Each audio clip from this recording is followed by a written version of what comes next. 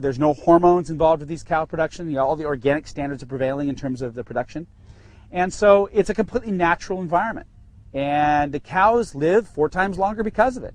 They put out less milk, but the milk value and quality is much higher. I mean, you got different kinds of butterfat. The omega-3, omega-6 fatty acid ratios are different. The CLA values are different.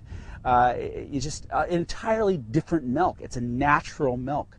And we find most dramatically, most excitingly, is that when you go natural like this, and you put the cow in a green grass pasture, you never find pathogens. And pathogens are disease-causing organisms for human beings. Bad bugs. You never find them. They're just not there. Or are the cows themselves just healthier? They're healthier, but their physiology has changed. The rumen is a completely different environment when you don't have antibiotics. Antibiotics are an indiscriminate shotgun on the body. They go in and they're intended to kill a particular pathogen, let's say, that's making a disease process occur, let's say, causing an infection in the udder, in the uterus or something, or not the uterus, but the udder. Mastitis. Well, it doesn't just go after that infection. It goes after every bacteria in the entire body. And what is a cow? A cow is a living organism with a big digestive tract that is a fermentation vat, is what it is. Well, fermentation takes place because of bacteria and temperature, warmth. Well, guess what? You're going to knock out those bacterium with antibiotics. So the digestive tract completely goes to shreds when you give a cow antibiotics. So you feed them a lot of grain, a lot of antibiotics, you put them in a place where there's no green grass, and you start seeing pathogens in their manure. And lots of pathogens. In fact, the UC Davis studies have found that 31% of the milk tanks that were tested in the last few years showed that they had a human pathogen present in the raw manure, excuse me, in the raw milk from these cows, and that came from the raw manure on these dairies that use all these conventional factory farm practices. When our manure was tested, not one single solitary human pathogen was found in the herd when they tested the fresh raw manure. Let's talk about 4 things: pasteurization, homogenization, standardization, and then supplementation. Those are probably the 4 things we could probably talk about with milk. Conventional dairy systems and the current paradigm, if you will, the culture we have in the United States, is where you take milk to a creamery. And the milk is collected from many different dairies and goes to a creamery, allows a very high level of bacteria in that milk because it's all commingled together, and it goes through a pasteurizer. The pasteurizer is heat treatment. That's all it is, heat treatment. The milk is taken to at least 140 degrees in a vat, or 161 degrees. In the vat, you would take it for maybe 30 minutes. It would be a long-term kind of thing. Pasteurization at HTST, which is the high temperature short time pasteurization, is 161 degrees for about 15 to 20 seconds, depending on whose standard you're working on. Or ultra high temperature pasteurization, which is 282 degrees for 3 to 5 seconds. And that's where they take it to regular pasteurization temperature, and then they inject culinary steam to rocket it way up, literally 120 degrees higher, and then back down by a cooling process. Those processes basically kill most of the bacteria. Good and bad. Everything. Indiscriminate. They don't select out and say, you stand in this line, you stand in this line. They all line up and get shot in the head. Okay? During that process, the bacterium that are being killed, the cell bodies, membranes are being broken open.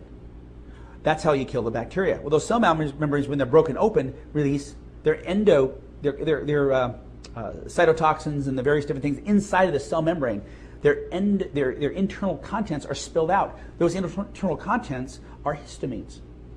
They are the minuscule proteins that are foreign to your body because your body doesn't know how to understand these little foreign things that come in from inside of a dead cell. It can see the big cell and understands it. It can recognize it. Oh, I know what that is. It's a bacteria. But when you break it open, you have all these little foreign proteins running around. Those are histamines, which starts a big battle and triggers an immune response of the histamine reaction. Histamine reactions can be asthma attacks, can be inflammation, can be tearing of the eyes, can be mucus production in your throat, can be itching, scratching, redness, all kinds of things that we all know and we all don't like. Histamine problems because we have, gets drowsy from taking antihistamines and that whole thing. So the pasteurization process renders this milk to be basically low bacteria count in terms of living bacteria, but very high bacteria in terms of if a dead bacteria count is extremely high, but they're all dead. Or many of them are all dead. And we should really explain again that the milk as it comes out of the cow very clean. It's basically clean if the cow's clean, if the environment's clean, if the cow's eating the right stuff. But that there are bacteria in it that typically, if it's a good environment, the bacteria are good for your body. Oh, absolutely. Well, what happens is the bacteria coming from the cow are generally fine. From inside of the udder, the milk is very clean. The problem is the cross-contamination from manure on the side of the bag or on the teat where the machine goes on. You can't sterilize the teat or the teat or the udder of the cow. It would be impossible. There's a very diverse bacteria count on the surface of the skin of the cow's teat when you put the machine on.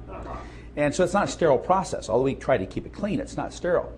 If you have bad bugs coming out of the manure of the cow, and it's somehow microscopically being contaminated in the cow milk, you're going to see it in the milk. So what matters is what's in the cow's manure ends up in the cow's milk microscopically. Because that manure is everywhere. Because that's the way cows are. Put a black light on and look for we live in a macroscopic environment. We don't see the micro. You look in the micro, it's everywhere. You know, it's like wearing a white suit in a black room that was just painted black. You're going to get black on you, but you can't see it because the bacteria is microscopic. It's everywhere. That's pasteurization. Okay. Raw milk does not ever undergo raw milk intended for human consumption does not undergo pasteurization. It's a living product which has a very, very low bacteria count. Because if you pasteurize it, it would kill everything. It would kill it. It wouldn't be alive. It would not be alive. Okay. Raw milk is a living, breathing food. Raw milk that is produced here at Organic Pastures Dairy has about 1,000 to 3,000 bacterium per milliliter of milk. Milk produced in a conventional dairy is allowed to have up to 50,000 bacteria per milliliter, and when taken to creamery, it can have up to 200,000 bacteria. Some dairy creameries have actually a lower standard. But what's interesting about that is they're all rendered dead by the pasteurization process. But the bacteria are still there, just in dead form. So the pasteurization process doesn't clean anything. It just kills it. So you have filthy dead milk, not filthy living milk. I think you get what I'm saying. Homogenization is a different process. Homogenization is phenomenally important to understand significantly as far as the history of milk is concerned.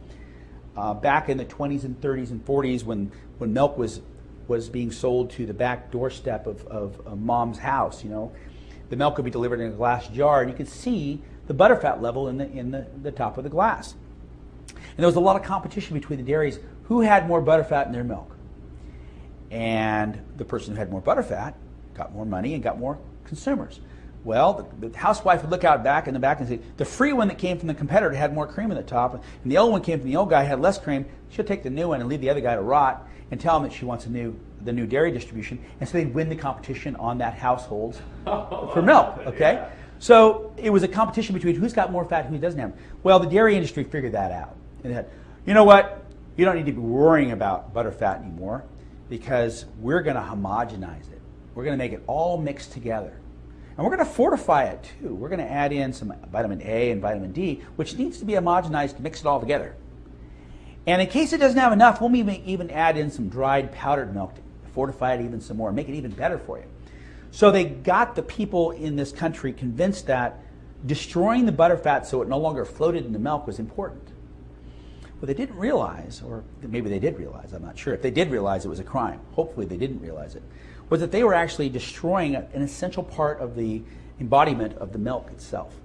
And that by crushing the butterfat cells and making them little pieces, they were releasing some very, very important enzymes which are not supposed to be in milk. They were destroying the butterfat as it was. They're making that butterfat from a nice, soft, big, spongy, marshmallowy looking thing that doesn't generally go through your intestines. It gets digested in your intestines and doesn't go through into little shards that move all over the place and go through your intestinal wall and get moved places they aren't supposed to be and get logged up and all kinds of problems happen.